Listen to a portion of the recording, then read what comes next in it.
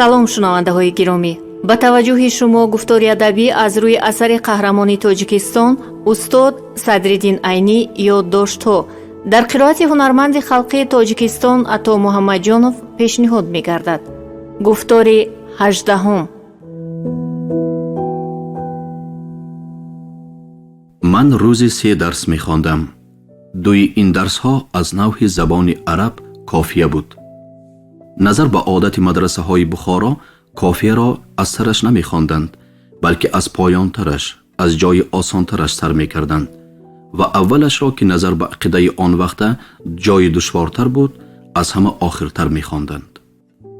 лекин ин тартиб бисёр бетартиб ва бемантиқ буд, зеро дар аввали китоб таърифи калима ва таърифи қисмҳои вай баён меёфт ва бар болои қисми аввал калима исм ба тафсилтар истода мешуд. дар 4 боби дигар 4 қисми исм ва дар 2 боби охирӣ 2 қисми охирии калима ки феъл ва ҳарф аст зикр мешуд. дар тартиби Бухоро талаба маҷбур буд ки калима ва тақсимоти вайро надида ва надониста ба омӯхтани қисмҳои вай машғул шавад. ҳарчӣ бошад, ман ҳам ба ҳамон тартиб тобеъ шудам ва аз поёнтари кофия як боб ба пеши мулло Абдусалом ки ман ошпази ӯ будам ва як боби дигарашро ба пеши мулло Бозор ном ҳамдиҳаи мулло Абдусалом ки дар мадрасаи Бадалбек истиқомат дошт сар кардам. мулло Бозор нав хатм кардагӣ буда ҳанӯз ба ҷои мударрис нашудагӣ буд ва дар ҳуҷраи истиқоматии худ дарс мегуфт. мулло Абдусалом чунон ки дар боло қайд шуд, ҳанӯз талаба буда ҳаваскорона дарсгӯӣ мекард ва баъд аз фароғаташ аз дарсҳои худаш ба талабаҳояш дар ҳуҷраи худ дарс медод. бештарин шогирдони ин ду домулои кунҷакӣ ҳамдеҳаҳои худҳошон буда дар пеши мулло Абдусалом ғайр аз ман ва акам боз 2 нафар ғиҷдувонӣ мехонд. ман ҳам 4 нафар шарик дарс доштам ки аз деҳаи домулоҳо буданд. ман дар пеши мулло Авези Хуҷандӣ дарси мухтасари виқояро ҳам сар кардам ки ба ман ба пеши ин кас хонданро мутаваллии мадраса тавсия карда буд.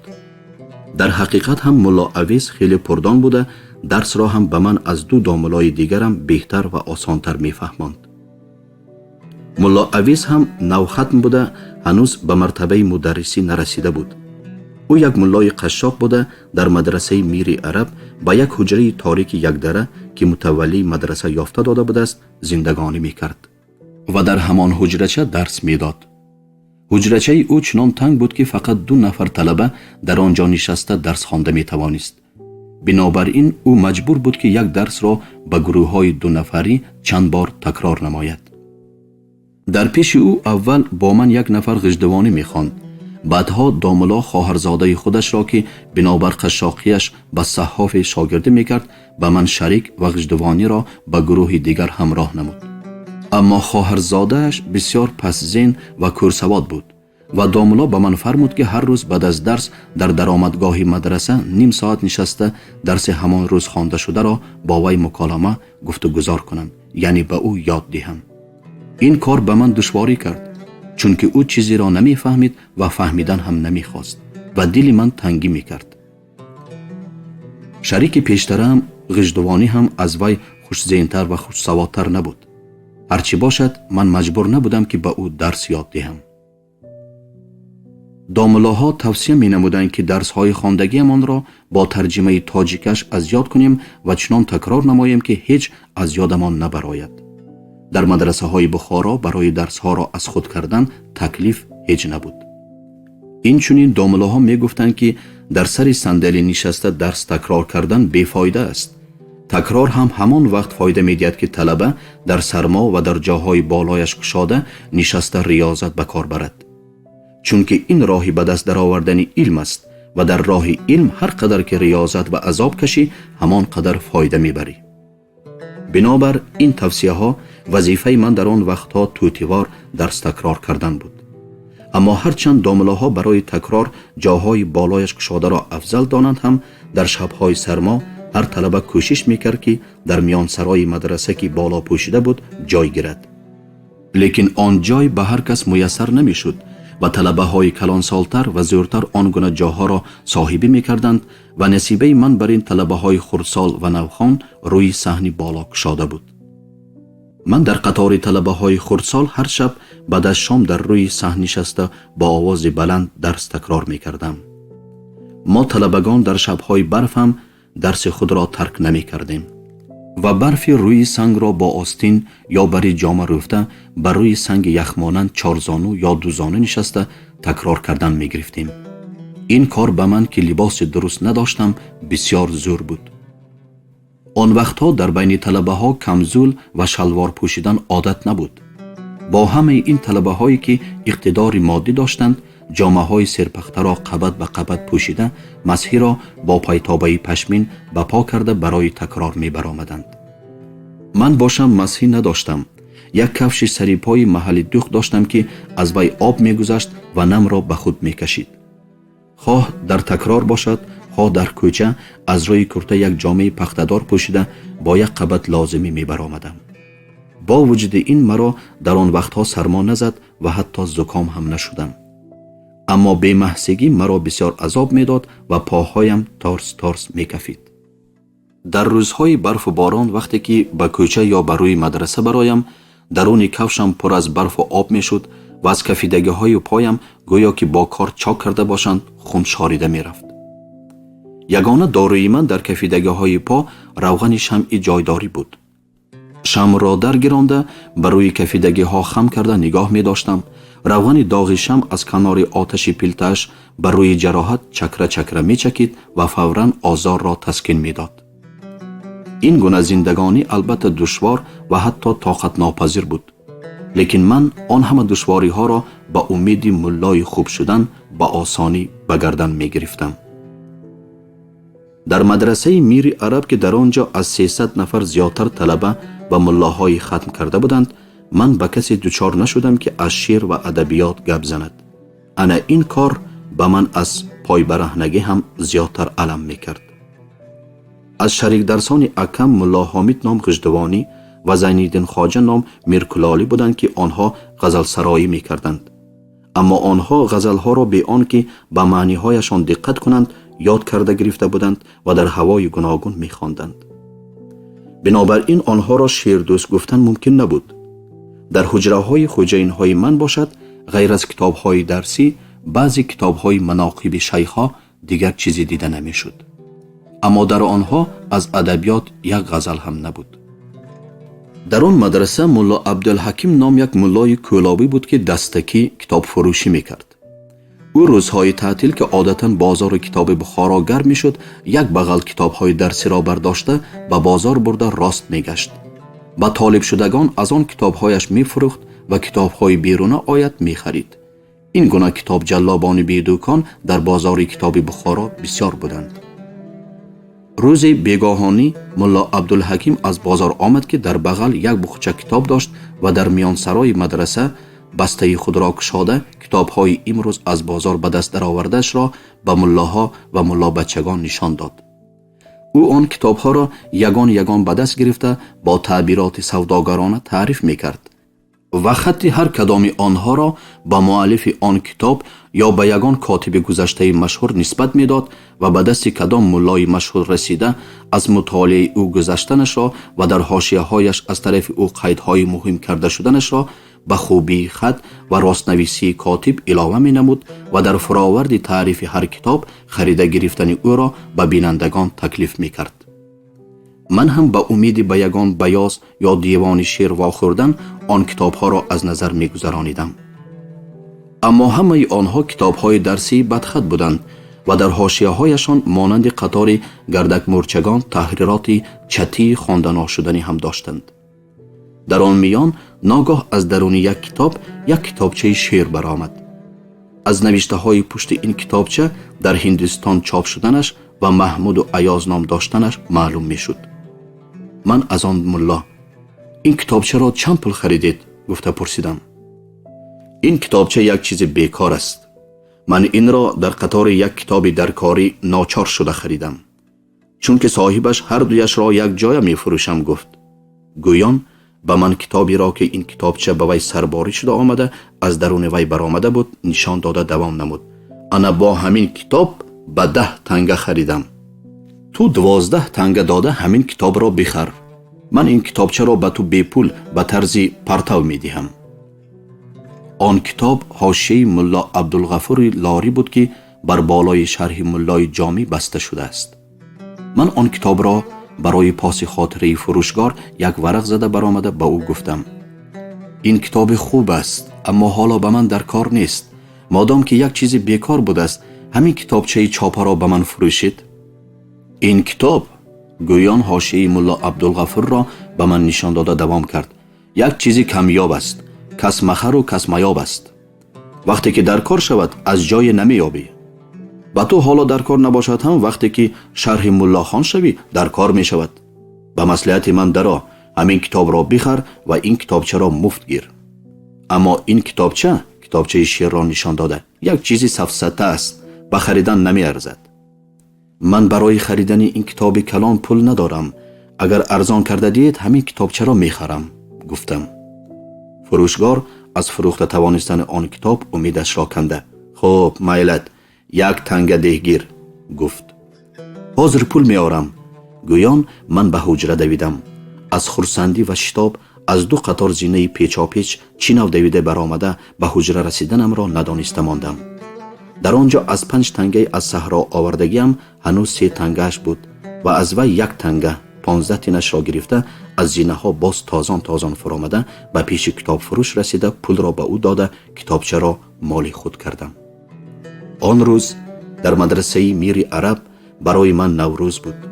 آن روز یک روز نوی بود که از غیر چشم داشت من به من بخت نو آورده بود. کتابچه را به دست گرفته دوان دوباره به حجره برآمده شتابکارانه وی را ورق زده سر تا پایش را از نظر گذرانیدم. در آن وقت آن کتابچه به نظر من چنان مهم نمود که به دنیاها می ارزید. اگر فروشگار برای من آنقدر مهم بودن آن کتابچه را می فهمید، به همه دارایی نقدینه من که 3 تنگه 45 تین بود نیز آن کتابچه را به من نمی داد. این کتابچه‌ای بود که یکی از شاعران بیکار مانده خوش‌حوصله هندوستان با اصول بیت برک برای هر حرف الفبای عرب یک غزل گفته وی را ترتیب داده است. مصرع‌های اول هر غزل با کدام حرف که سر شود، آخر مصرع‌های دومی وی هم با همان حرف تمام می شد. مثلا غزل در حرف 3 نقطه‌دار عربی ساخته شاعر با این بیت سر می شد: ثابت نشد به وعده خود یار الغیاس، زین غصه گشت جان و دلم زار الغیاس. اهمیت این کتابچه برای من در آنجا بود که اگر من غزلهای وی را از یاد کرده گیرم کسی مرا در بیت برک بند کرده نمی توانست. کم کم من با اهالی مدرسه میری عرب شناخت شدم. یک قسمی کلانسالان آنها آدمانی بودند که کیها ختم کرده مدرسه را تمام کرده نظر به قول خودهاشان از بی‌طالعی به یگان منصب درست علمی نرسیدند. بعضی آنها زوار زیارت کننده بودند که هر روز با نوبت به یک سری مزار رفته زیارت کرده می آمدند و با این خدمت خود از حکومت هر ماه 30 تنگه 4.5 سوم می گرفتند.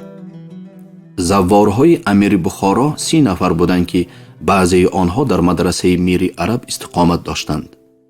بعضی آنها سلاوت خان بودند که هر روز وقتی پیشین به ارک پادشاهی برآمده در مهمانخانه رحیم خانی، مهمانخانه که تأسیس کننده حکومت سلاله منقیتیان رحیم خان بنا کرده است، 1 ساعت نشسته بر روح پیغمبر خدا سلاوت خوانده اینها هم از پادشاهی هر ماه 30 تنگه می گرفتند. از غیر این هر روز با آنها 1 دانه نان و 1 کف مویز سیاه هم داده می شد. سلاوت خانهای امیر بسیار بودند. آنها چند گروهی 30 نفری بودند که بعضی گروه ها هر روز، بعضی گروه دیگر هفته 1 روز پنجشنبه، بعضیشان هفته 1 روز دوشنبه به ارک امیر می برآمدند. در اینجا سخن بر بالای سلاوت خانهای هر روزه می رود که بعضی آنها در مدرسه میری عرب بودند. اینها آدمانی بی عائله و بی حولی بودند که در مدرسه در حجره زرخرید خود زندگانی می کردند. اساسی معیشت اینها را وقف حجره و ماهانه پادشاهی تشکیل می کرد. اما آنها همه آن درآمد را خرج نمی کردند و با صرفه‌کاری قسمی بسیاری درآمدشان را پسنداز می کردند. چنانچه روزی یکی از آنها وفات کرد و از حجرهش 10,000 تنگه 1,500 سوم پول نقد و چیزهای قیمتبهای دیگر برآمد. به سبب بیوارث بودنش قاضی کلان همه نقد و چیزهایش را پادشاهی کرده برای خرج مردهش فقط 20 تنگه 3 سوم داد. آن کمبخت ممسک در زندگیش هم لباس درست نپوشیده و طعام سیری نخورده میگشت و در وقت مردنش با کفن گدایی، با کفنی که ملاها از بین خود پول جمع کرده خریدند، گرانیده شد. بعضی آن کلان سالان بی‌طالع به هیچ منصب علمی منصوب نبوده، تنها با وقف حجره زرخرید خود زندگانی میکردند.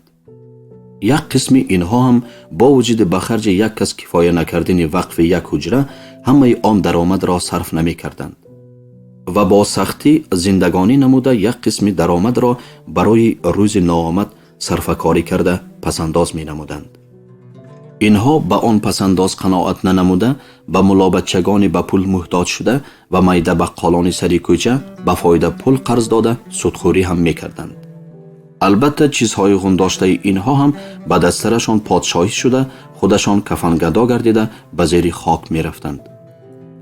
بعضی از آن کلانسالان بی آیله و بی حولی وقف حجره را و اگر به منصبی منصوب باشند درآمدی وی را هم تماما خرج کرده قلندرانه زندگانی می نمودند.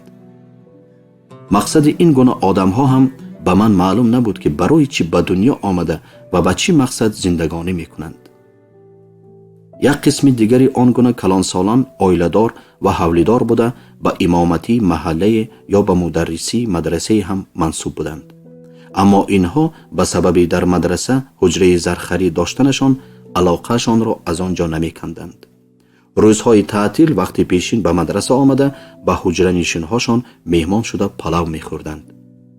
به بالای اجاره وقف و سودای حجره ها حاضر شده شیرین کامه می گرفتند و در میان سرای مدرسه با همسالانشان نشسته غیبت فروشی کرده دلی در خانه تنگ شده خود را می کشادند. اهالی باقی مانده مدرسه طلبه ها بوده، قسم کلان آنها ملا بچه های قشاق عاریت نشین بودند که با راه های گوناگون استقامت حجره را به دست درآورده در آنجا زندگانی می کردند. اینها با تعبیر روشنتر طلبه های در بدر بوده، این ماه یا این سال در اینجا باشند، ماه دیگر یا سال دیگر مجبور می شدند که به جای دیگری کوچند. اینها به نظر کلان سالانی که در بالا ذکر یافتند پسترین آدم ها به شمار می رفتند. بعضی آن طلبه ها حجره زرخرید داشتند که اینها در آن مدرسه با آبرو و صاحب حقوق شده زندگانی می کردند.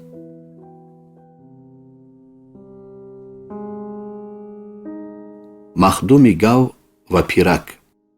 در مدرسه میر عرب دو برادران بودند که آنها دقت مرا زیادتر به خود جلب کردند و با آنها اول شناسا و بعد از آن آشنا شدم.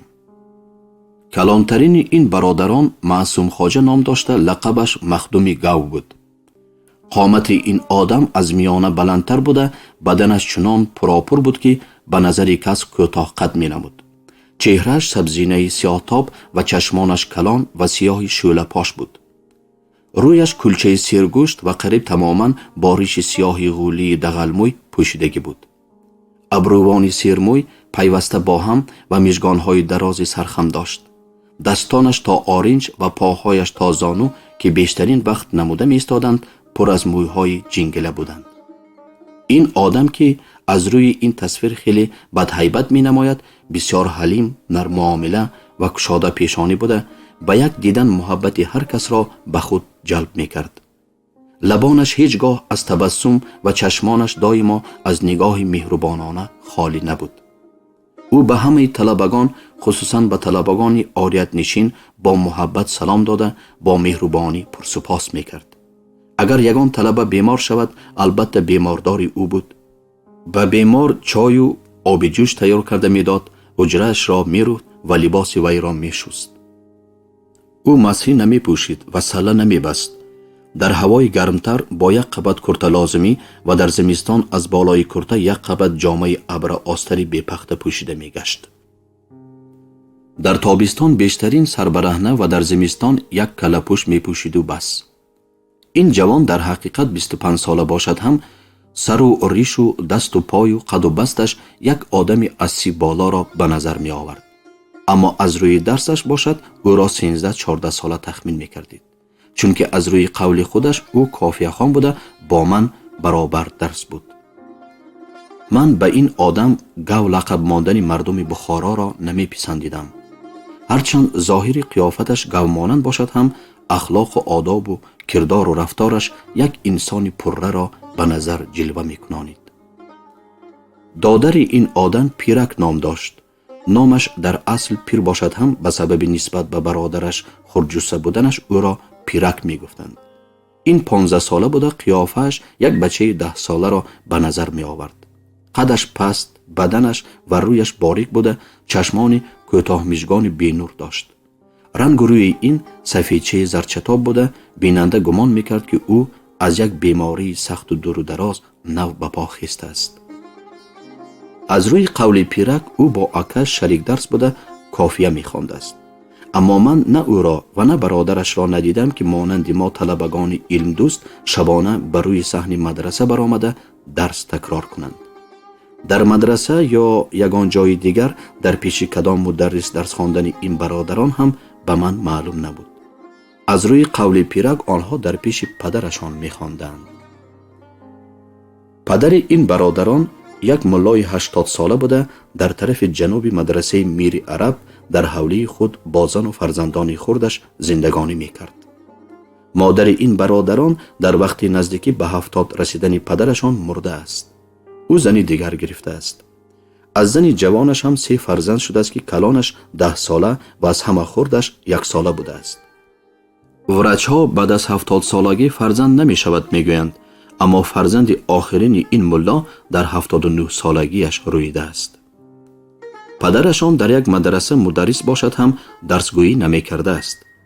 وقف مدرسی را مانند پنسه خورده می خوابیده است. در مدرسه میر عرب 2 حجره داشته است که به این 2 فرزندش داده آنها را از عائله‌اش جدا کرده است.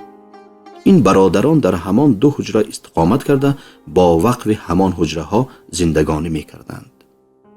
شناسایی من با این برادران به این طریقه روی داد. از روی عادت بیشترین اهالی مدرسه در بین عصر و شام به هواگیری می برآمدند. کلان سالان در میان سرای مدرسه نشسته خردسالان بر روی صحن بیرونی می برآمدند که این کار را دمگیری فصل عصری یا اینکه کوتاه کرده فصل عصر می نامیدند. یک فصل عصر در روی صحن جای نشست من در پهلوی پیرک راست آمد.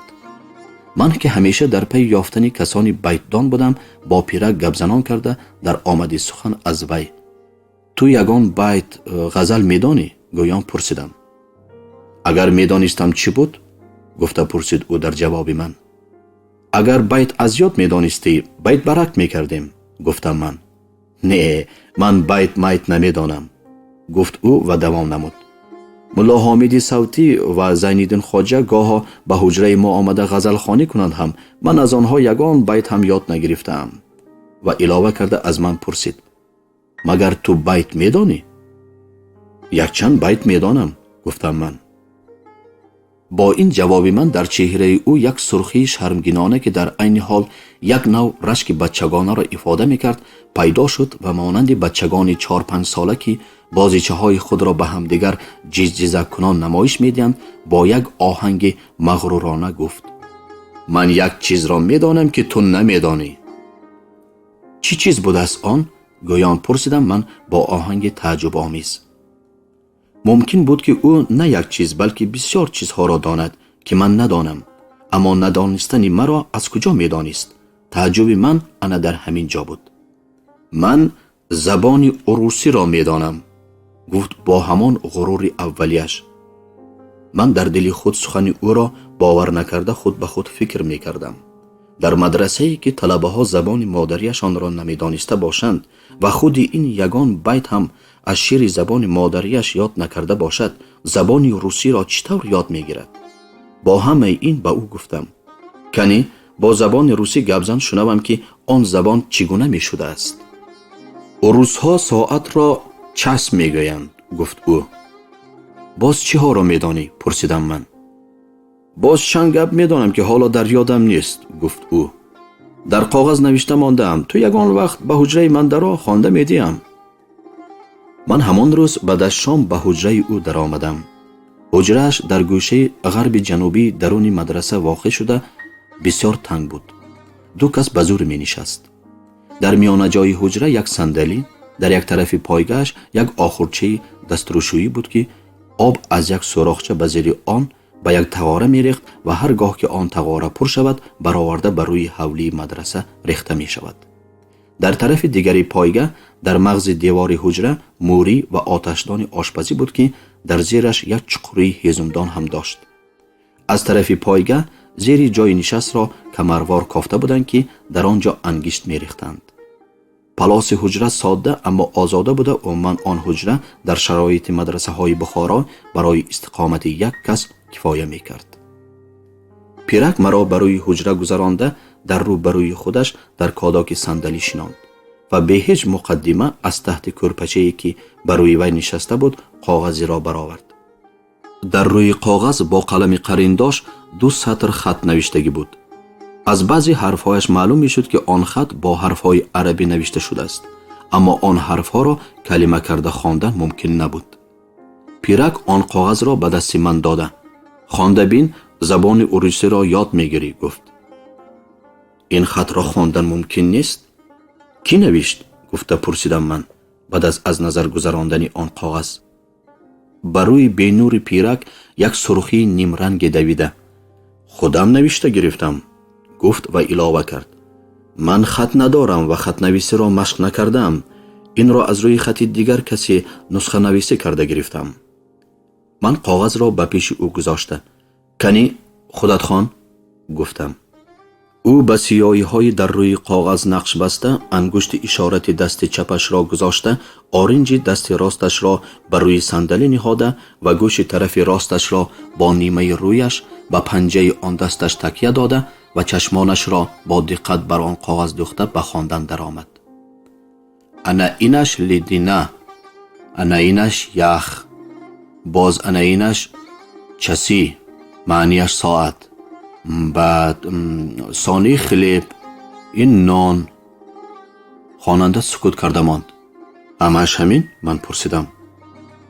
ҳамааш ҳамин, ӯ ҷавоб дод. интар бошад ту ҳамин калимаҳоро ана инашҳоятро ҳамроҳ накарда якта якта гӯй, ман дуруст шунавам ва ёд гирам. пирак 2-3 бори дигар ана инашҳоро ҳамроҳ накарда бошад ҳам баъд сони ва бозҳоро ҳамроҳ карда хонд. дар охир бо танбеҳ ва талқинҳои ман монанди он ки дар мактаби кӯҳна мехонда бошад, сарашро пасу пеш ҷунбонида гуфт. лидина ях, часи соат, хлеб нон. ман аз забони ӯ ин калимаҳоро омӯхта, аммо монанди он ки шеъри тоҷикӣ мехонда бошам, бурротар карда гуфтам. лидина ях, часи соат, хлеб нон. бо шунидани ин суханҳо аз забони ман дар чеҳраи ҳамсӯҳбатам як шӯълаи шодӣ нурафган шуда бо ҳаяҷон гуфт. иби, ин нисобу сӯбиён шуд кӯ? магар ту нисобу сӯбиёнро медонӣ? ман пурсидам. падарам дар вақти хурдиҳоям якчанд байташро ба ман ёд дода буданд. як хаташ ҳанӯз дар ёдам ҳаст, гуфт ва мисраи зеринро хонд. само осмон, арзу ғабро замин. ва баъд аз ин боз сухани худро давом кунонду гуфт. биё як кор кунем, ман гапҳои урусиро ёфта бо тарҷимаи тоҷикиаш хун мекунам. ту якта нисобу сӯбиёни урусӣ соз. мешавад, гуфтам ман дар ҷавоб ва аз вай пурсидам. ту гапҳои русиро аз куҷо меёбӣ? мулло туроб ҳаст кӯ? гуфт ӯ. ана ҳамин ба Самарқанд рафту ой дорад. дар он ҷо урусҳо бисёр будаанд. вай дар як дафтарча чанд гапҳои урусиро навишта гирифта будааст. ман ҳамин гапҳоро аз дафтари вай бардошта гирифтам. ба ӯ мегӯям ки ин дафъа бисёртар гап ёфта бо маъниҳояш навишта биёрад. баъд ман аз вай навишта мегирам ва ба ту медиҳам. бисёр хуб.